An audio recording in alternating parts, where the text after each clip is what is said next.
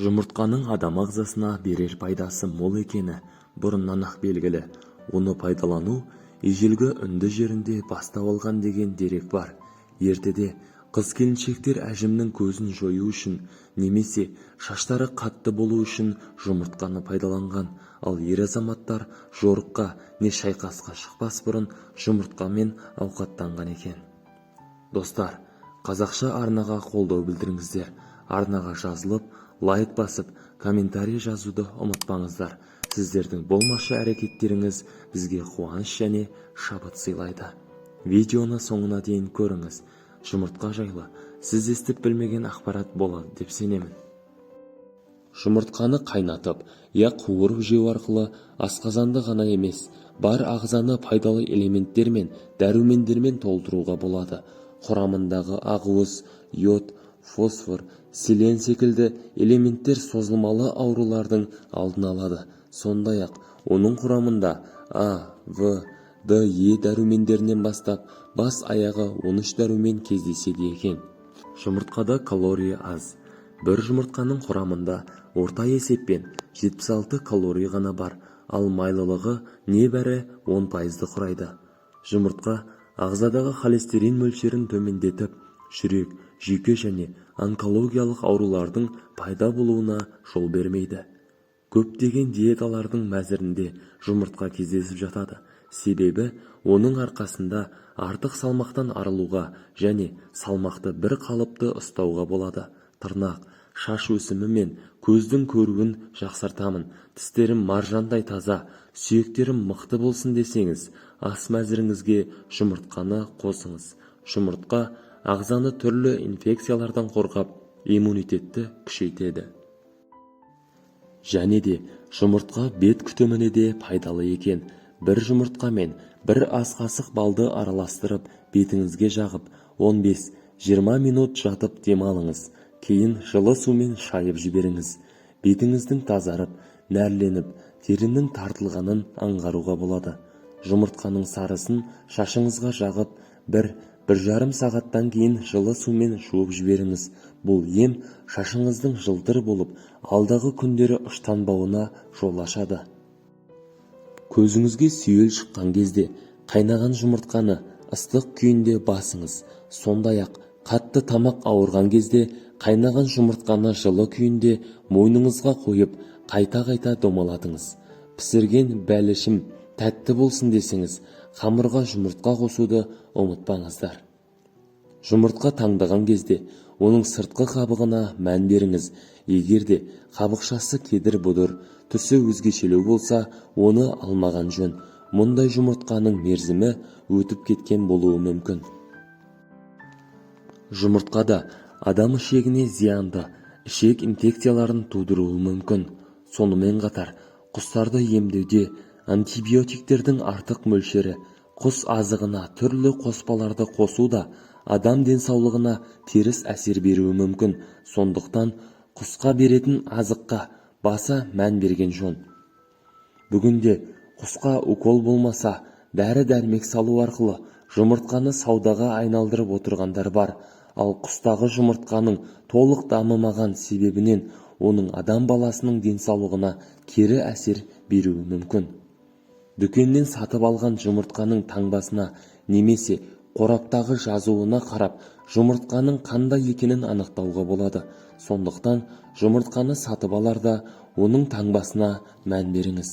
Мәселен, жұмыртқа сыртында Д деген жазу болса, онда ол диеталық жұмыртқа деген сөз. Оның сақтау мерзімі 7 күн болып табылады. Ал егер де С деген жазу болса, ол столовый деген сөз. Демек, асқа пайдалануға арналған жұмыртқа. Ал егер жұмыртқаның сыртында ондай жазу болмаса, міндетті түрде қораптағы жазуға мән беріңіз. Себебі қорапта барлық мәліметтер, сақтау мерзімі және қандай санаттағы жұмыртқа екені жазылады. Жұмыртқа сыртында таңдаулы деп тұрса, онда ол сапасы ең жоғары жұмыртқа деген сөз. Ал бір категория деп тұрса, онда ол таңдаулы жұмыртқадан кейінгі санаттағы жұмыртқа дегенді білдіреді. Ал қолдың жұмыртқасын сатып алған кезде немесе үйіңіздегі тауықтың жұмыртқасын жинаған уақытта сырты лас болып тұрғанын көреміз. Сондықтан мұндай жұмыртқаны бірден тамаққа пайдалануға болмайды. Өйткені сырты таза болмағандықтан мұнда түрлі бактериялар болуы мүмкін. Сол себепті ең бірінші жұмыртқаны жуып алған дұрыс. Ол үшін ыдысқа су құйып, бір ас қасықтай тұз салып, жұмыртқаны жуған кезде сыртындағы бактериялардың бәрі өлетін болады. Америкалық ғалымдар анықтағандай, жұмыртқаны көп жеу жүрек-қан тамыр жүйесінің дертіне шалдығу қаупін арттырып, мезгілсіз өлімге әкеп соғуы мүмкін. Зерттеудің баспасөз хабарламасы анықтағандай, америкалық дәрігерлер жұмыртқаны пайдаланудың нормасын осы уақытқа дейін белгілемеген болатын. Алайда 2015 жылға дейін диетологтар күнделікті ағзаға түсетін холестерин мөлшерін 300 мг-ға дейін шектеуге кеңес беріп жүрді. Ал бір жұмыртқаның құрамында 200 мг холестерин бар екен. Ғалымдар анықтағандай, күнделікті қосымша 300 мг холестерин пайдалану жүрек-қан тамыр ауруларына шалдығу қаупін 17%-ке арттырады. Бұдан бөлек, ерте өлу қаупі 18%-ке көбейеді екен. Адамдарға күнделікті 3 жұмыртқадан тұратын омлеттен бас тартуға кеңес беремін. Тамақтанған кезде белгілі бір мөлшермен байланысты сақтаған жөн. Жұмыртқаның миға пайдасы.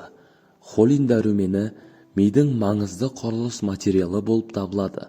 Күніне 2 тауық жұмыртқасын тұтынғанда ағза қоректік заттардың жеткілікті мөлшерін алады. Холиннің жетіспеушілігі есте сақтау қабілетінің төмендеуіне алып келеді. Жұмыртқаның көзге пайдасы. Жұмыртқа лютеиннің көп мөлшерін қамтиды. Бұл зат көздің айқын әрі өткір көруіне жауапты. Д дәрумені кальцийдің жақсы сіңуіне және адамның сүйегі мен тістерін қатайтуға көмектеседі. В дәрумендері кешені биотин, витамин В12, сондай-ақ қоректік сіңімді протеин шашты және теріні нығайтуға көмектеседі. Жұмыртқаның арықтауға пайдасы қандай? Американдық ғалымдар төменгі калориялы диета мен таңертеңгі асқа жұмыртқаны бірге қолдану азуды 2 есе жылдамдататындығы жөнінде қорытындыға келді. Қатерлі ісік қаупі төмендейді. Миға қажетті холин, сондай-ақ қатерлі ісік ықтималдығында азайтады.